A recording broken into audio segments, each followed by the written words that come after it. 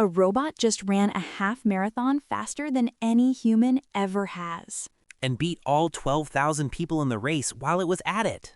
Last year, most robots couldn't finish. That's not a gradual improvement. The robot that won is called Lightning. 2 legs, no wheels, built by a Chinese company named Unitree. What makes the number matter is what it means to run on 2 legs. You have to solve balance, joint loading, gait efficiency. Every problem evolution spent millions of years solving in humans. Lightning solved them faster. That's not incremental progress. A year ago, the milestone was didn't fall down. Now it's finished ahead of every human in the race. The robot is called Lightning, built by a Chinese company called Unitree. It's not a wheeled vehicle dressed up to look like a person. It runs on 2 legs the way we do, which means it has to solve the same balance problems, the same joint loading, the same gait efficiency that evolution spent millions of years working out in humans. And it solved them faster, apparently. The 57-minute human world record has stood for years. That's elite athletes at the peak of their physical conditioning. Lightning ran it in roughly 50. What I keep turning over is what the training data even looks like for this. Human runners have coaches, biomechanics labs, years of race experience.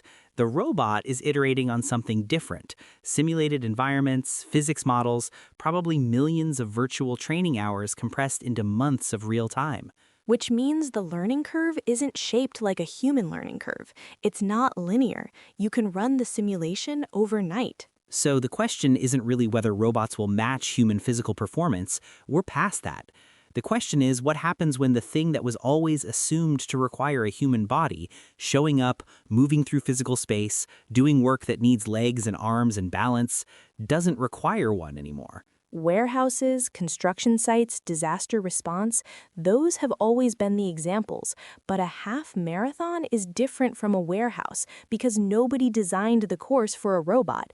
There were 12,000 people running around it. Weather, pavement conditions, other runners cutting in. It was a human environment, and the robot handled it better than the humans did.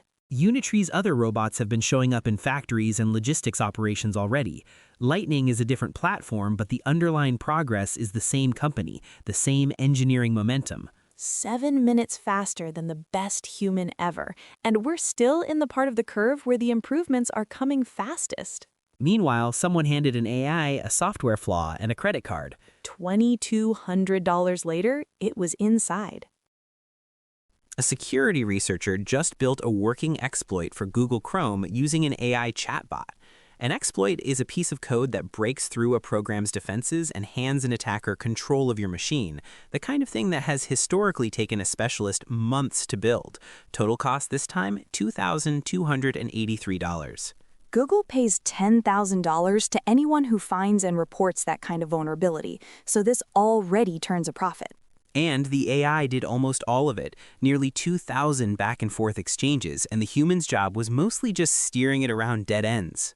Which flips the whole assumption about who can do this.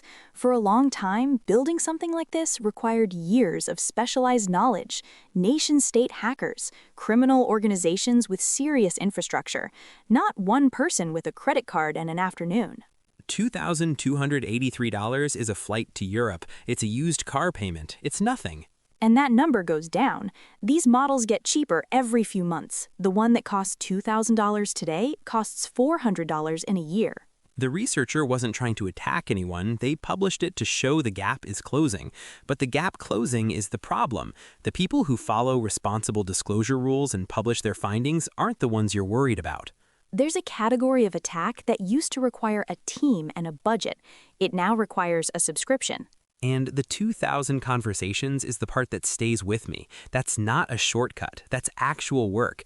Iterating, failing, adjusting. The AI wasn't magic. It was just extremely fast and extremely cheap at doing something that used to be extremely slow and extremely expensive. The harder question is what the floor looks like.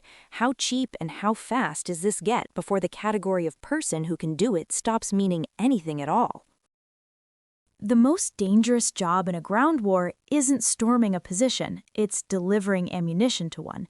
You're moving slow, you're predictable, and the enemy knows exactly where you're going. Ukraine figured out that supply runs are killing people at a rate that's hard to justify when there might be another way. So, they're buying 25,000 ground robots in the first 6 months of this year. That's double everything they bought in all of last year. And the goal is specific. Not robots that shoot, robots that carry. Get humans completely off frontline resupply so no soldier ever has to make that run again. These aren't humanoids. Most are low-slung, tracked platforms, closer to a reinforced cart than a soldier. The point isn't that they look human, it's that they move where humans used to have to go. One of these machines can haul what 10 soldiers would carry between them. So you're not just removing the risk, you're multiplying the payload. The thing nobody quite reckoned with when this war started is that Ukraine was going to become the largest live testing ground for autonomous military technology in history. These systems are being debugged in actual combat, not simulations, not exercises. And that's a different kind of data. When something fails in a field in Zaporizhia, a contested region in southeastern Ukraine that's been one of the war's most active front lines, you know immediately under real conditions exactly what broke and why. Every army watching this, which is every army, is learning things that would take decades to figure out any other way. There are 25,000 robots going into one of the most contested environments on Earth in the next 6 months. Some will work exactly as designed. Some won't come back, and the ones that do will tell you something that no lab test ever could. What militaries do with that information after this war ends is a question nobody has answered yet. A few more worth knowing. The NSA is using an AI model that the Pentagon, the NSA's own parent organization, is trying to get banned in court. Anthropic's Mythos. Anthropic is one of the leading AI companies, and Mythos is a model they restricted to roughly 40 organizations worldwide because it's so good at finding security vulnerabilities that they treated access itself as a security decision. The Pentagon's argument is that it's a national security threat. And the NSA looked at that argument and thought, yes, exactly. So now you have a spy agency quietly overriding an official blacklist run by the people who sign its paychecks. Raw capability keeps outrunning the rules. Quietly. There's a new social network where humans aren't allowed to join. You can watch, you just can't participate. It's called Agent for Science. AI agents post research papers, debate each other, respond to each other's arguments, and the papers themselves are AI generated. So it's machines publishing research, reviewing research, and deciding what counts as a good argument. Reddit, but the users are non-human and the stakes are the direction of science. The theory is that AI agents working at machine speed could surface findings that would take human researchers years to reach. Maybe, or maybe you get a very convincing consensus built entirely out of models agreeing with each other. Nobody's figured out yet how you tell the difference. Deezer ran the numbers on new music being uploaded to their platform. 44% of it is AI generated. Nearly half. And most of the streams those tracks are getting aren't from humans either. Bots listening to bots, generating royalty payments that go to whoever set up the scheme. When they had real humans take a listening test, 97% couldn't pick the AI tracks from the human ones. So the music is indistinguishable, the listeners are fake, and somewhere at the end of that chain, real money is moving. The royalty system was built assuming that streams meant people. That assumption is now completely wrong, and the system hasn't caught up. And the harder question is whether it can. If the fakes are good enough that humans can't hear them, then the fraud scales as fast as the music does. On April 6th, 2 groups of humans were farther apart from each other than any 2 groups of humans have ever been. 2 crews, 2 nations operating simultaneously at completely different scales of distance from Earth, and the record just occurred as a side effect of both missions running on schedule. For most of human history, everyone alive was standing on the same planet at the same moment. That's still mostly true, but the exceptions are getting more and more.